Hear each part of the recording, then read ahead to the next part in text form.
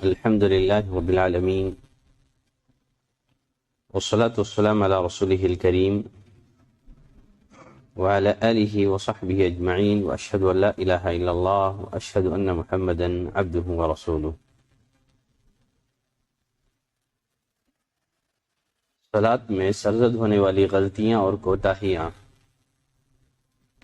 ہماری گفتگو کا موضوع ہے. سابقہ کلاس میں ان غلطیوں کی، ان کوتاہیوں کی نشاندہی کی گئی جن کا تعلق سجدے سے تھا.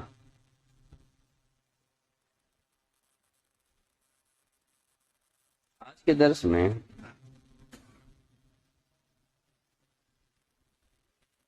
دو مسئلے مجھے آپ کی خدمت میں رکھنے ہیں. نمازیوں سے سرزد ہونے والی غلطیوں میں سے یہ غلطی ہے دو سجدوں کے درمیان اطمینان سے نہ بیٹھنا. دو سجدوں کے درمیان کچھ دیر کے لیے بیٹھنے کو فقہی اصطلاح میں جلسہ کہا جاتا ہے.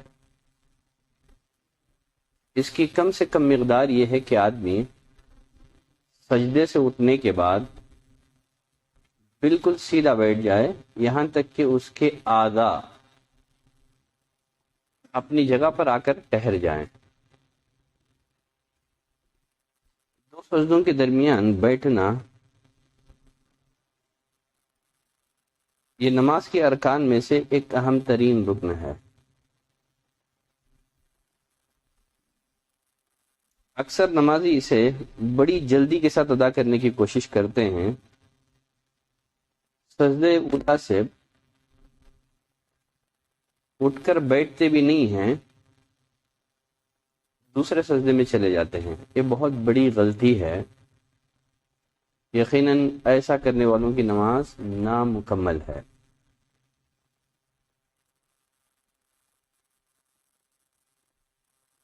ابو ہریرہ رضی اللہ تعالیٰ عنہ کی وہ مشہور روایت، یہ روایت سابقہ دروس میں کئی ایک دفعہ آپ کی خدمت میں پیش کی جا چکی ہے. یہ اتنی اہم ترین حدیث ہے، اتنی اہم ترین روایت ہے، اس روایت کا بار بار اعادہ ضروری ہے، بار بار دہرایا جانا ضروری ہے تاکہ ہماری نمازوں میں اطمینان آ جائے. ابو ہریرہ رضی اللہ تعالیٰ عنہ فرماتے ہیں، ایک شخص مسجد میں داخل ہوا. رسول اللہ صلی اللہ علیہ وسلم مسجد کے ایک کنارے تشریف فرما تھے. جب وہ نماز سے فارغ ہوا تو نبی کریم صلی اللہ علیہ وسلم کی خدمت میں حاضر ہو کر کے سلام عرض کیا تو آپ نے سلام کا جواب دینے کے بعد کیا فرمایا؟ ارجع فصلی فإنک لم تصلی، جاؤ جا کر کے نماز پڑھو، تم نے نماز پڑھی ہی نہیں ہے. 3 دفعہ نبی کریم صلی اللہ علیہ وسلم نے انہیں واپس بھیج دیا. چوتھی دفعہ کہنے لگے، اللہ کے رسول مجھے اس سے اچھی نماز نہیں آتی ہے، آپ مجھے نماز سکھائیے، آپ مجھے صلاۃ سکھائیے. نبی کریم صلی اللہ علیہ وسلم نے انہیں صلاۃ سکھائی، نماز سکھائی. کہا جب تم نماز پڑھنا چاہو اچھی طرح وضو کر لو، پھر قبلہ رخ ہو کر کے اللہ اکبر کہو، جو قرآن تمہیں یاد ہے پڑھو، پھر اطمینان سے رکوع کرو، پھر رکوع سے سر اٹھاؤ تو پورے اطمینان کے ساتھ سیدھے کھڑے ہو جاؤ. سجدہ کرو تو حتی تطمئن ساجدا، مکمل اطمینان سے سجدہ کرو.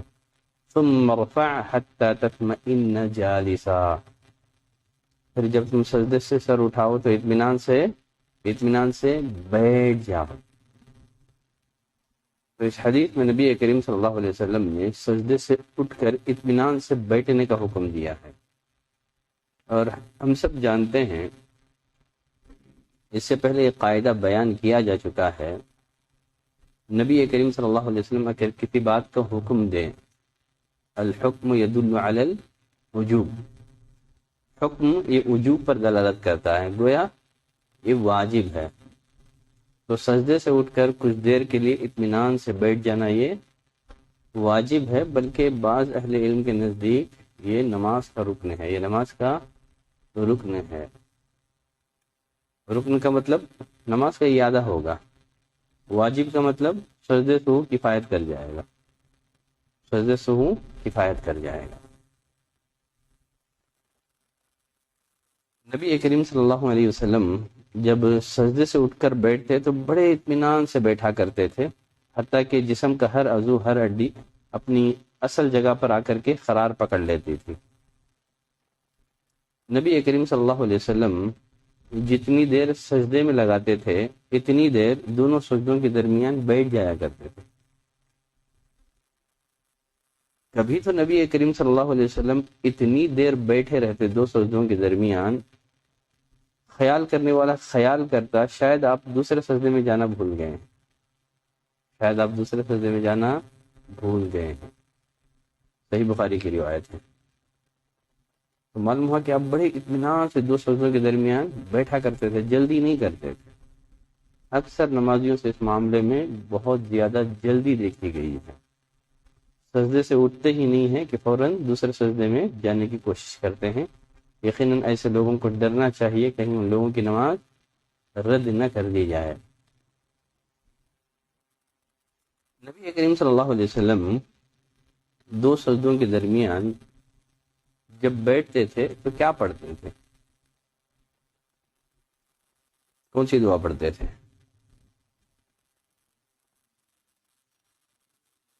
رب اغفر لی، اللہم اغفر لی وارحمنی وہدینی وعافینی وارزقنی۔ یہ جو حدیث ہے مختلف الفاظ سے مروی ہے، کچھ میں کمی کچھ میں زیادتی۔ ان ساری روایتوں کا حاصل یہ ہے کہ یہ روایت 7 کلمات کے ساتھ مروی ہے۔ ساری روایتوں کو جمع کر دیے جائیں تو کتنے کلمات بنتے ہیں؟ 7۔ وہ کلمات کیا ہیں؟ اللہم اغفر لی وارحمنی واجبرنی وہدینی وارزقنی وعافینی وارفعنی۔ امام نووی رحمۃ اللہ علیہ فرماتے ہیں فالاحتیاط والاختیار، احتیاط یہ ہے ان یجمع بین الروایات، ساری روایتوں کو جمع کر کے یہ 7 کے 7 کلمات جمع کر لیے جائیں، یہ 7 کے 7 کلمات جمع کر لیے جائیں۔ شیخ البانی رحمۃ اللہ علیہ نے بھی صفت صلاۃ النبی میں اسی کی طرف اشارہ کیا ہے کہ دو سجدوں کے درمیان ان 7 کے 7 کلمات کو جمع کر لیا جائے، احتیاط یہ ہے۔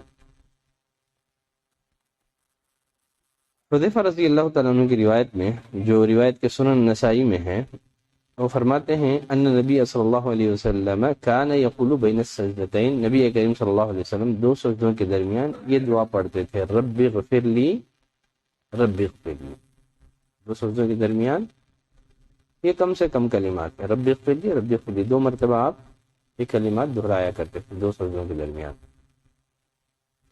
دو سجدوں کے درمیان بیٹھنا یہ نماز کی واجبات میں سے ہیں، بعض کے نزدیک نماز کا اہم ترین رکن ہے۔ دو سجدوں کے درمیان جو دعا پڑھی جاتی ہے، کیا یہ دعا پڑھنا واجب ہے کہ مستحب ہے؟ اگر کوئی آدمی اطمینان سے بیٹھ جائے لیکن دعا نہ پڑھے، سجدے میں چلا جائے تو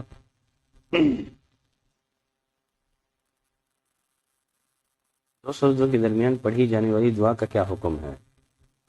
ٹھیک ہے، اصل میں جب ہم لوگ کسی بھی مسئلے کے بارے میں بحث کرتے ہیں، یہ سنت ہے واجب ہے، اس لیے بحث نہیں کرتے ہیں کہ اگر ثابت ہو جائے یہ مستحب ہے سنت ہے تو آپ اس کو ترک کر دیں، یہ مقصود نہیں ہوتا ہے۔ کبھی کبھار اگر چھوٹ جائے تب کیا کریں؟ کیا سجدے سہو کر لیں یا بنا دعا پڑھے بھی آپ کی نماز صحیح اور درست ہو جائے گی؟ یہ مقصود ہوتا ہے۔ آپ کسی بھی مسئلے کی سنیت کو جاننے کے بعد آپ سنت کو ترک کر دیں، یہ ہرگز نہیں کرنا ہے کسی مومن کو۔ کبھی چھوٹ گیا تب کیا کیا جائے؟ تو اسی لیے ان سارے مسئلے پہ گفتگو کی جاتی ہے، یہ سنت ہے، واجب ہے، مستحب ہے۔ کسی بھی عمل کے سنت ہونے کو ہم سنت اس لیے نہیں کہتے تاکہ آپ اس کو سنت سمجھ کر کے ترک کر دیں، نہیں۔ اس بارے میں بھی اہل علم کے درمیان ایک اختلاف ہے۔ اکثر اہل علم کے نزدیک، جمہور علماء کے نزدیک، یہ جو دعا ہے یہ مستحب ہے، نماز کے واجبات میں سے نہیں ہے۔ ہاں، بعض حنابلہ نے اس کو نماز کے واجبات میں شمار کیا ہے، وہ کہتے ہیں لمواظبت النبی صلی اللہ علیہ وسلم علی الدعاء بین السجدتین، اس لیے کہ آپ صلی اللہ علیہ وسلم دو سجدوں کے درمیان دعا پر پابندی کیا کرتے تھے، مواظبت برتتے تھے، اس بنا پر یہ واجب ہے، لیکن اکثر اہل علم نے اس کو مستحب کہا ہے۔ اگر واجب مانیں تو سجدہ سہو کرنا پڑے گا، مستحب مانیں گے تو ہم بنا سجدہ سہو کے بھی نماز ہو جائے گی۔ اور جو کہتے ہیں واجب نہیں ہے، ان کی حدیث ابو ہریرہ رضی اللہ تعالیٰ عنہ کی وہی حدیث ہے، آپ صلی اللہ علیہ وسلم نے انہیں دو سجدوں کے درمیان بیٹھنے کا تو حکم دیا، لیکن دعا پڑھنے کا آپ نے حکم نہیں دیا۔ اسی روایت سے استدلال کر کے کہتے ہیں کہ بیٹھنا تو ضروری ہے لیکن پڑھنا ضروری نہیں ہے، لیکن پڑھیں، کبھی کبھی چھوٹ جائے تو الگ بات ہے، ٹھیک ہے۔ اب یہاں ایک سوال، ایک مسئلہ یہ رہ جاتا ہے، ہیئت الجلسۃ المسنونہ بین السجدتین، دو سجدوں کے درمیان بیٹھنے کی مسنون کیفیت کیا ہے؟ کیسے بیٹھا جائے دو سجدوں کے درمیان؟ دو سجدوں کے درمیان کیسے بیٹھا جائے؟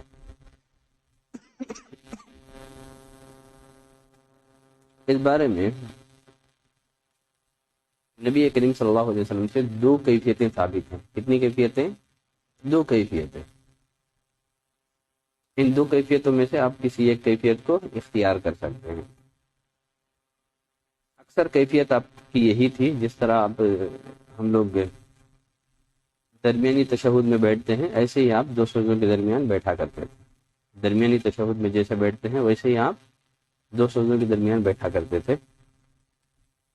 عن میمونۃ زوج النبی صلی اللہ علیہ وسلم قالت، ام المؤمنین میمونہ رضی اللہ تعالیٰ عنہ سے روایت ہے، وہ فرماتی ہیں کان رسول اللہ صلی اللہ علیہ وسلم اذا سجد خو بیدیہ، جب آپ صلی اللہ علیہ وسلم سجدہ کرتے تو آپ اپنے بازوؤں کو کھولتے تھے، حتی یرا وضح ابتیہ من ورائہ، یہاں تک کہ آپ کے بغل کی سفیدی کو پیچھے سے دیکھا جا سکتا، جو پیچھے نماز پڑھ رہے ہوتے آپ کے بازو سجدے میں اتنے کھلے رہتے کہ بغل کی سفیدی ظاہر ہوتی تھی، نظر آتی تھی۔ اور فرماتی ہیں وَإِذَا قَعَدَ، جب آپ بیٹھتے، اطمأن علی فخذہ الیسری، تو آپ بائیں ران پر بیٹھا کرتے تھے، آپ لیفٹ ران پر، بائیں ران پر آپ بیٹھتے تھے، ایسے ہی بیٹھتے ہیں نا، آپ بائیں ران پر بیٹھا کرتے تھے۔ ام المؤمنین سیدہ عائشہ رضی اللہ تعالیٰ عنہ فرماتی ہیں کان النبی صلی اللہ علیہ وسلم اذا سجد، جب آپ صلی اللہ علیہ وسلم سجدہ کرتے، فرفع رأسہ لم یسجد، اور سجدے سے سر اٹھاتے تو اس وقت تک سجدہ نہیں کرتے تھے، حتی یستوی جالسا، یہاں تک کہ آپ پوری اطمینان سے نہ بیٹھ جاتے۔ وکان یفترش رجلہ الیسری وینصب رجلہ الیمنی، آپ صلی اللہ علیہ وسلم اپنا جو دایاں پاؤں ہوتا تھا اس کو کھڑا کر لیتے تھے اور بائیں پاؤں کو بچھا دیتے تھے۔ رائٹ پاؤں کو کیا کرتے تھے؟ آپ کھڑا لیتے تھے اور لیفٹ پاؤں کو آپ بچھا دیتے تھے۔ ٹھیک ہے، مسئلہ واضح ہے؟ یہ تو ہو گئی ایک کیفیت، دو سجدوں کے درمیان کیسے بیٹھا جائے۔ بعض دفعہ نبی کریم صلی اللہ علیہ وسلم دو سجدوں کے درمیان اقعاء کی کیفیت سے بھی بیٹھا کرتے تھے۔ اقعاء، اس کیفیت کو کیا بولتے ہیں؟ اقعاء کہتے ہیں۔ اقعاء کا مطلب، اقعاء یہ دو طرح کا ہوتا ہے، ایک ہوتا ہے اقعاء الکلب، ایک ہوتا ہے کتے کے بیٹھنے کی طرح بیٹھنا، یہ تو حرام ہے، یہ تو ناجائز ہے۔ اقعاء الکلب کسے کہتے ہیں؟ جیسے ادھر آ جائے کوئی، آپ آؤ ادھر، بیٹھو، دو پیروں کو بھی کھڑا کر لوں، دو پیروں کو بھی کھڑا کر لوں، اور پیروں پہ مت بیٹھو، ہاں یہ دیکھ رہے ہیں آپ، اس میں کیا ہو گیا؟ دو پیروں کو بھی کھڑا کر لیا گیا ہے، آدمی کیا کر رہا ہے؟ نیچے بیٹھ رہا ہے۔ یہ جو بیٹھا تھا یہ جائز نہیں ہے۔ اور ایک اقعاء ہے وہ جائز ہے، وہ کیا ہے؟ ایڑیوں پر بیٹھنا، آپ اپنے دونوں ایڑیوں پر بیٹھ جائیں، ہاں دونوں ایڑیوں کو کھڑا کر لیں، یہ کیا ہے؟ یہ جو اقعاء ہے، یہ جو کیفیت آپ دیکھ رہے ہیں یہ جائز ہے، ایڑیوں پر بیٹھنا۔ کبھی کبھار رسول اللہ صلی اللہ علیہ وسلم اس طرح بھی دو سجدوں کے درمیان بیٹھا کرتے تھے۔ کچھ نے اس بیٹھک کو دو سجدوں کے درمیان خاص کیا ہے، کچھ نے عام کر دیا ہے، کہا کہ نہیں یہ بیٹھک دو سجدوں کے درمیان خاص نہیں ہے، بلکہ تشہد میں بھی اگر آدمی کو بیٹھنے میں دشواری ہو تو اس طرح بیٹھ سکتا ہے۔ اس بیٹھک کو کیا بولتے ہیں؟ اقعاء. کیا بولتے ہیں؟ ایڑیوں پر بیٹھنا، دونوں پیروں کی ایڑیوں پر بیٹھنا. کبھی کبھار میں بھی بیٹھتا ہوں. طاؤس مشہور تابعی، وہ فرماتے ہیں قلنا لابن عباس رضی اللہ عنہما فی الاقعاء علی القدمین. ہم نے عبداللہ بن عباس رضی اللہ تعالیٰ عنہ سے ایڑیوں پر بیٹھنے کے بارے میں دریافت کیا، ایڑیوں پر بیٹھنے کے بارے میں دریافت کیا، پوچھا. قال ہی السنہ. عبداللہ بن عباس رضی اللہ تعالیٰ نے جواب دیا کہ اس طرح بیٹھنا یہ سنت ہے. ہم نے کہا الا انا لنراہ جفاء بالرجل. ہم تو اسے زیادتی سمجھتے ہیں آدمی پر، ہم تو اسے ظلم سمجھتے ہیں، زیادتی سمجھتے ہیں. تو عبداللہ بن عباس رضی اللہ تعالیٰ نے کہا بل ہی سنت نبی کا صلی اللہ علیہ وسلم، یہ تو تمہارے نبی کریم صلی اللہ علیہ وسلم کی سنت ہے. یہ ان ابن عمر رضی اللہ عنہما انه كان اذا رفع رأسه من السجدة الاولى. عبداللہ بن عمر کے بارے میں بھی آیا ہے کہ جب یہ پہلے سجدے سے سر اٹھاتے یقعد على اطراف قدمیہ، آپ اپنے دونوں پیروں کی ایڑیوں پر بیٹھ جایا کرتے تھے. وَيَقُولُ إِنَّهُ مِنَ السُّنَّةِ، اور کہتے تھے کہ یہ نبی اکرم صلی اللہ علیہ وسلم کی سنت ہے. تو دو سجدوں کے درمیان دو طرح سے ہم بیٹھ سکتے ہیں. ہاتھ کہاں رکھیں؟ کہاں رکھیں؟ گھٹنوں پر رکھیں. ٹھیک ہے. جس طرح ہم لوگ تشہد میں ہاتھ رکھتے ہیں، اسی طرح کیا کریں؟ اسی پر قیاس کرتے ہوئے اہل علم کا اجماع ہے کہ دونوں ہاتھوں کو سجدوں کے درمیان گھٹنوں پر رکھنا چاہیے. تو نماز سے سرزد ہونے والی غلطیوں میں سے ایک غلطی کیا ہو گئی؟ دو سجدوں کے درمیان جو بیٹھک ہے اس کو ترک کر دینا ہے، یا اسے اطمینان سے ادا نہ کرنا ہے، جلد بازی سے اس کو ادا کر دینا ہے. اور ایک سنت ہے جس کو ہمارے معاشرے میں ترک کر دیا ہے، اس کو کہا جاتا ہے جلسہ استراحہ. کیا ہے جلسہ استراحہ؟ جلسہ استراحہ جس کو کہتے ہیں، دو سجدوں سے فارغ ہونے کے بعد دوسری رکعت اور چوتھی رکعت کو کھڑے ہونے سے قبل ہلکا بیٹھنا. اس میں کوئی ذکر نہیں ہے، دعا نہیں ہے. اس بیٹھک میں کوئی دعا نہیں ہے. پہلی رکعت کے دو سجدوں سے فارغ ہونے کے بعد آپ سجدے سے ڈائریکٹ کھڑے نہیں ہوں گے، بلکہ کیا کریں گے؟ دوسرے سجدے سے فارغ ہونے کے بعد کچھ دیر اطمینان سے بیٹھ کے پھر آپ کھڑے ہوں گے. آپ آؤ کھڑ کے بیٹھ کر کے دکھاؤ، دو سجدے کر کے اٹھو. ہاں پہلے دو سجدے کرو پھر اٹھو.